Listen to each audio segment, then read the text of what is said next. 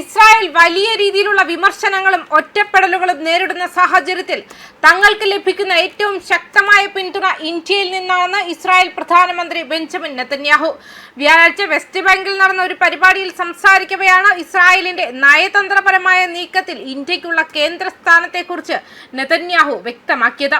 India എന്ന വൻ ശക്തിയുമായുള്ള ഞങ്ങളുടെ ബന്ധം വളരെ വലുതാണ്. ലോകത്തിന്റെ മറ്റ് ഭാഗങ്ങളിൽ ഞങ്ങളെ ഒറ്റപ്പെടുത്താനുള്ള ശ്രമങ്ങൾ നടക്കുന്നുണ്ടെങ്കിലും ഇന്ത്യയിൽ ആ പ്രശ്നമില്ല.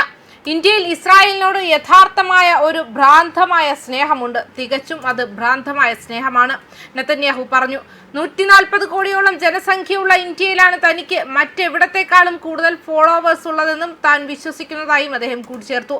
ഇന്ത്യൻ പ്രധാനമന്ത്രി നരേന്ദ്രമോദിയുടെ ഔദ്യോഗിക ഇസ്രായേൽ സന്ദർശനം കഴിഞ്ഞ് 3 മാസത്തിനു ശേഷമാണ് നെതന്യാഹുവിന്റെ പരാമർശം. അന്ന് ഇരു രാജ്യങ്ങളും തമ്മിലുള്ള ബന്ധം സമാധാനം, നവീകരണം, സമൃദ്ധി എന്നിവയ്ക്കായുള്ള പ്രത്യേക തന്ത്രപരമായ പങ്കാളിത്തം എന്ന നിലയിലേക്ക് ഉയർത്തിയിരുന്നു.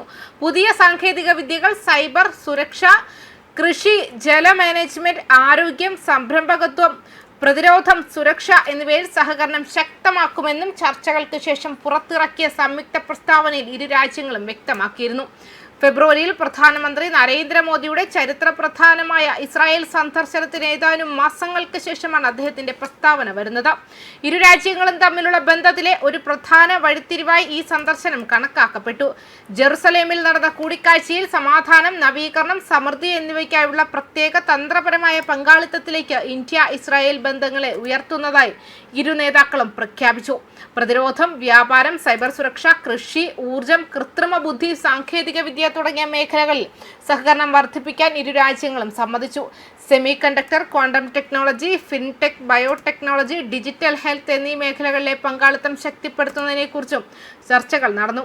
സന്ദർശന വേളയിൽ പ്രധാനമന്ത്രി മോദി ഗാസ സമാധാന പദ്ധതിയെ പിന്തുണയ്ക്കുകയും പശ്ചിമേഷ്യയിൽ സമാധാനത്തിന്റെയും സ്ഥിരതയുടെയും ആവശ്യകതയെ ഊന്നിപ്പറയുകയും ചെയ്തു. ഇന്ത്യ ഇസ്രായേൽ ബന്ധങ്ങളുടെ ശക്തിയിൽ ഇരു നേതാക്കൾ തമ്മിലുള്ള വ്യക്തിപരമായ ബന്ധവും ഒരു പ്രധാന ഘടകമായി കണക്കാക്കപ്പെടുന്നു. ഇന്ത്യയും ഇസ്രായേലും 1992 പൂർണ്ണ നയതന്ത്ര ബന്ധം സ്ഥാപിച്ചു. എന്നാൽ 2017 പ്രധാനമന്ത്രി മോദിയുടെ ആദ്യ ഇസ്രായേൽ സന്ദർശനം ഇരു രാജ്യങ്ങളുടെയും ചരിത്രത്തിലെ ഒരു പ്രധാന വഴിത്തിരിവായി മാറി. ഇസ്രായേൽ സന്ദർശിക്കുന്ന ആദ്യ ഇന്ത്യൻ പ്രധാനമന്ത്രിയായി അദ്ദേഹം മാറി.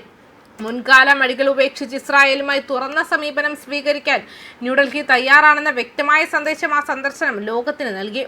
ഇന്ന് ഏഷ്യയിലെ ഇസ്രായേലിന്റെ ഏറ്റവും വലിയ വ്യാപാര പങ്കാളികളിലൊന്നാണ് ഇന്ത്യ. പ്രതിരോധത്തിലും സാങ്കേതിക വിദ്യയിലും മാത്രമല്ല, ഇന്ത്യ, മിഡിൽ ഈസ്റ്റ്, യൂറോപ്പ്, സാമ്പത്തിക ഇടനാഴി, I2U2 തുടങ്ങിയ പ്രധാന ആഗോള പ്ലാറ്റ്ഫോമുകളിലും ഇരു രാജ്യങ്ങളും സഹകരിച്ച് പ്രവർത്തിക്കുന്നു.